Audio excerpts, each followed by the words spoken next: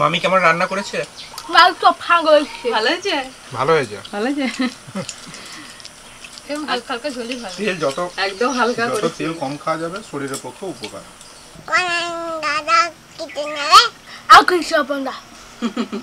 দিদি জামাইবাবু বাড়িতে আছেন, তো তাদের জন্য আজকে একদম হালকা পাতলা একটা খাসির ঝোল রান্না করব। আর সাথে থাকছে শুশুনি শাক ভাজা। বাজারে প্রচুর শুশুনি শাক দেখতে পেয়েছিলেন বাবা, আমি বলেছিলাম যে যদি শুশুনি শাক পান তো পাঠিয়ে দেবেন। আর শুশুনি শাক আজকে পেয়েওছেন, পাঠিয়ে দিয়েছেন। অনেক দিন পর শুশুনি শাক খাওয়া হবে, আর শুশুনি শাক ভাজা করব। এই হচ্ছে আজকে রেসিপি। আর সব শেষে দিদি জামাইবাবু একটু জমিয়ে খাওয়া দাওয়া করবে। আপনারা পুরো ভিডিওটা দেখতে থাকুন। আর আজকে খাসির মাংসটা পুরো বাটা মশলায় রান্না করব, একদম হালকা পাতলা করে, মানে যতটা সম্ভব কম তেল দিয়ে আর বাটা মশলায় রান্নাটা করব। মা ওখানে কোটাকুটি শুরু করে দিয়েছেন। আর মা তো কালকে জামাইকে মানে অনেক কিছু রান্না করে খাইয়েছেন। মাছ রান্না করেছিলেন, তার সাথে তো চাটনি পাঁপড় দই মিষ্টি নানা রকম তরকারি পাতি সব কিছুই ছিল, শুধু মাংসটা ছিল না। অনেক কিছু রান্না করেছিলাম গো, ছেলে মেয়ে নাতি নাতিরা কিছু রান্না করেছি, তোমাদের ভিডিও করে দেখানো হতো, ওরা তো ছিল না, ওই জন্য দেখানো হয়নি। এক পেতে টাটকা শুশুনি শাক, একদম ফ্রেশ শুশুনি শাক। শুশুনি শাক ভালো করে বেছে ধুয়ে একদম রেডি করে নিয়েছি। দেখতে এক পেতে শাক, যেই ভাজা হবে তখন কমে এতটুকু হয়ে যাবে। কদিন ধরেই তোমার বাবা বলছে বাজারে আসছে, আর ঠিক দিনেতেই পাঠিয়েছে। দেখো এখন আমাদের এদিকে কোথাও হয়নি, কোথাও মনে হয়েছে। যেখানে দেখুন সেই ধান টান চাষ হয় না, একটু জলা জায়গা, সেখানে হয়েছে হয়তো। বাজারে দেখবেন আপনি সব জিনিস ঠিক পেয়ে যাবেন, কিন্তু আমাদের এদিকে এখন তো পাওয়া যাচ্ছে না। যেখানে দেখতে পাবো তুলতে চলে যাবো যদি কোথাও হয়। হ্যাঁ গো, মনে পড়ে গেছে, যারা ঠাকুরতলার ওই পুকুরটাতে হয়, একবার গিয়ে দেখে আসতে হবে জানো। হ্যাঁ দেখে আসবেন তো হয়েছে নাকি, তাহলে আর একদিন তুলে ভাজা করবো। হ্যাঁ, খাসির মাংস নিয়েছি, আর খাসির মাংসটা এই যে এইরকম পিস নিয়েছি। এই পিসগুলো না খুব ভালোভাবে সিদ্ধ হয়ে যায়, একদম ঠিকঠাক পিস করে দিয়েছে আজকে মা। আর মাংসটাও খুব ভালো দিয়েছে, দেখুন একদম একদম সুন্দর পিস করে দিয়েছে, এক সাইজের পিসগুলো। অনেক সময় খাসির মাংস দোকান থেকে নিয়ে আসে তো প্রচুর লোম থাকে, কিচ্ছু নেই, একদম পরিষ্কার। হ্যাঁ বাবা এক চান্সে ধরে গেল গো মা, একটু না ওয়েদার পুরো গরম হয়ে আছে। হ্যাঁ সব গরম হয়ে আছে, ওই জন্য তাড়াতাড়ি চলে গেল।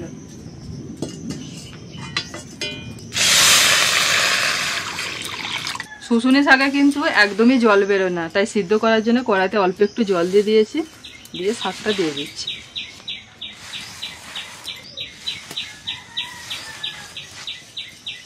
কড়া ভর্তি হয়ে গেল মা, ও নামই করা ভর্তি হয়ে গেল। দাঁড়াও না, কিছুই থাকবে না, একটু নুন দিয়ে ঢাকা দিয়ে দাও, কমে যাবে।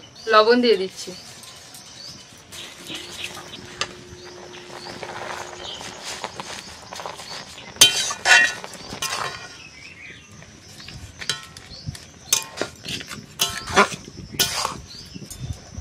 এবার 10 মিনিটের জন্য ঢাকা দিয়ে দিচ্ছি। জানো খাসির মাংস ঝোলে নয় একটু আলু না দিলে মানায় না, আলুটা দিলে তবেই টেস্টটা হবে ভালো। বাঙালির মাংস রান্না মানি আলু চাই।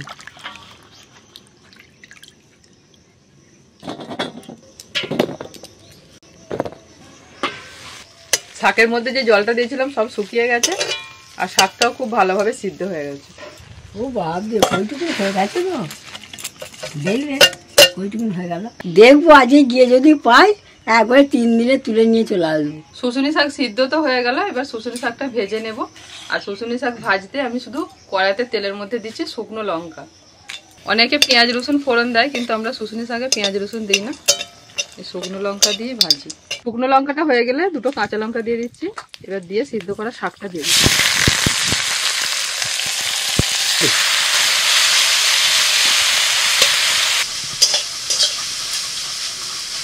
শুশুনি শাকটা ভাজা হয়ে গেছে,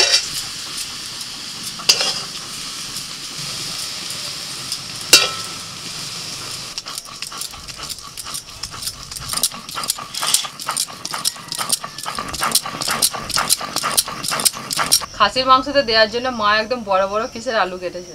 আলুটা এখন ভেজে নেব। কড়াইতে সরষের তেল দিয়ে দিয়েছিলাম, তেলটা গরম হয়ে গেছে, এবার আলু ছেড়ে দিলাম। লবণ হলুদ গুঁড়ো,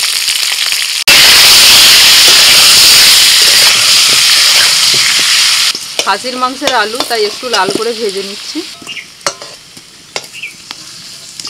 এবার তেলের মধ্যে ফোড়নে দিচ্ছি 2টো তেজপাতা, 2টো শুকনো লঙ্কা আর অল্প একটু গোটা জিরে। পেঁয়াজ কুচি,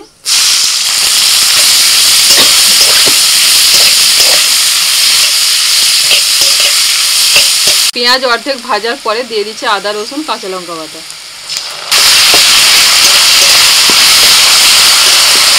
মিনিট 2 নাড়াচাড়া করে আদা রসুন কাঁচা লঙ্কাটা পেঁয়াজের সাথে একটু ভেজে নেব। গোটা ধনে, গোটা জিরে, শুকনো লঙ্কা আর গোটা গোলমরিচ একসাথে বাটা আছে। হলুদ গুঁড়ো, লবণ, রঙের জন্য একটু কাশ্মীরি লঙ্কার গুঁড়ো দিচ্ছি। অল্প একটু জল দিয়ে মশলাটা কষিয়ে নেব।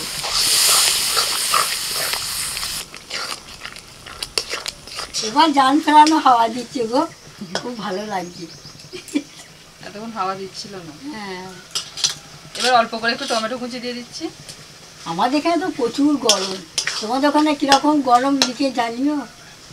ও বাপরে বাপরে, গরমের ঠেলায় অন্ধকার, মাথা পাতা সব ঘেমে যাচ্ছে। হঠাৎ করে কাল থেকে গরমটা পড়েছে। 5 মিনিট মশলাটা কষিয়ে নিয়েছি, এবার আমি মটন দিয়ে দেবো। আজান দিয়ে দিল।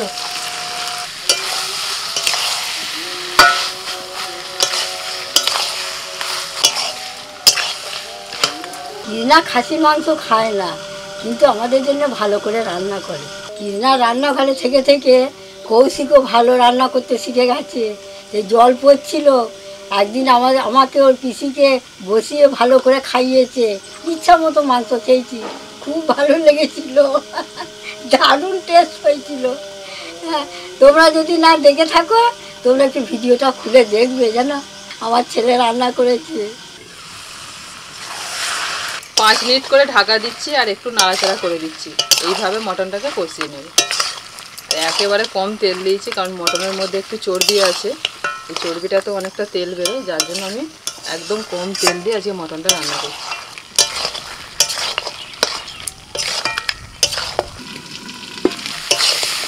মটনটা কষানো হয়ে গেছে, ঢাকা দিয়ে প্রায় আমি 30 মিনিট মতো মটনটাকে কষিয়ে নিয়েছি। সাধারণত মটনে রান্না করলে আমি সবসময় কড়াইতেই করি, কিন্তু আজকে একটুখানি প্রেসার কুকারটা ব্যবহার করছি, যাতে মটনটা তাড়াতাড়ি হয়ে যায়। জামাইকে তাড়াতাড়ি তো খেতে দিতে হবে।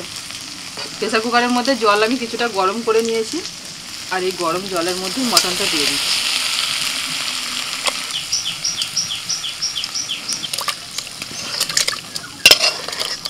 মা দেখুন, আর ঝোল হবে? ঠিক আছে, ঠিক আছে। মটনের মধ্যে ভাজা আলুগুলো দিয়ে দিচ্ছি।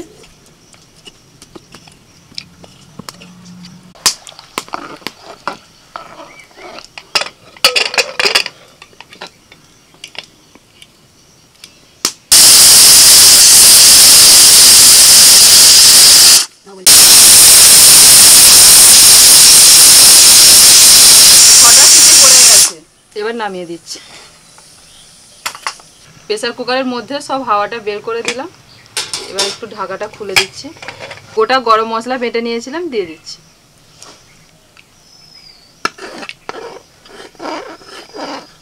প্রচন্ড গরম, একটু আগে খুব হাওয়া দিচ্ছিল, এখন একদম হাওয়া দেওয়া বন্ধ করে দিয়েছে।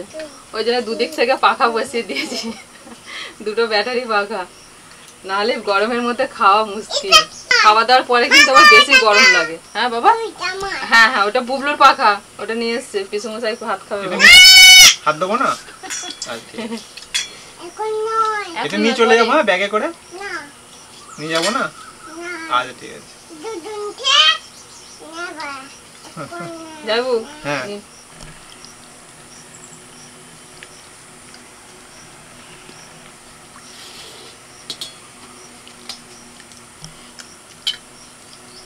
বললো ভাত খাবি না?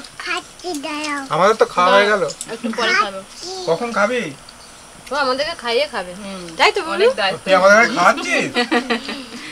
ও এখন ঘুরে ঘুরে দেখছে কি কার কি লাগবে না লাগবে। যাবো, আজকে 50 টাকা খাসির মাংস রান্না করেছি। ভালো হয়েছে? ভালো হয়েছে। হালকা হালকা ঝোলই ভালো। তেল যত একদম হালকা যত করে, তেল কম খাওয়া যাবে শরীরের পক্ষে উপকার।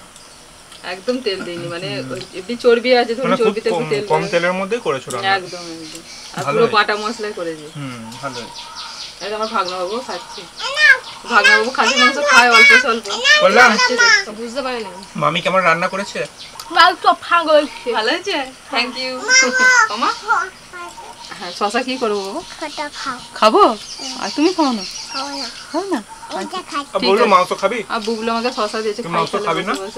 মাংসটা কিন্তু প্রেসার কুকারে করা হয়েছে তো, মানে খাসির মাংস ভালো সিদ্ধ হয়েছে, কিন্তু খেতে ভালো লাগছে।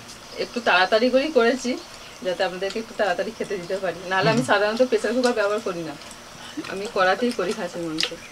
সিদ্ধ হয়েছে বলে খাচ্ছে, না খাসির মাংস খেতে চায় না। এমনিতে খাসির মাংস খায় না। কল্যাণ বাড়িতে মানে খাসির মাংস করলেও বাড়িতে খাসির মাংস খায় না। ও তাই? এমনি পোল্ট্রি মাংস করলে খায়। তবে তুমি যা এখানে রান্না করো ও কিন্তু খেয়ে নেয়। হ্যাঁ এটা কিন্তু খাচ্ছি তো। এটা কিন্তু বললে হবে না, তোমার রান্না কিন্তু খেয়ে নেয়, কিন্তু এমনিতেই বাড়িতে খায় না খাসির মাংস। আর মাংসটা এখন নরম হয়েছে তো, ওই জন্য খেয়ে নিচ্ছে।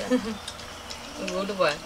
না ও কিন্তু এলে এখানে আমি যা রান্না করি ও ও আসতে চায়। বিরিয়ানিও খায় না, কিন্তু তোমার রান্না বিরিয়ানি খেয়ে নেবে। খাবে। আমরা বিরিয়ানি কিনে আনি তো মাঝে মধ্যে খাই, কিন্তু ওই মানে খাবে না। ভাগনাবু কত ভালো, গুড বয়। কেন আর কিছু নেবে? আর কিছু নেবে?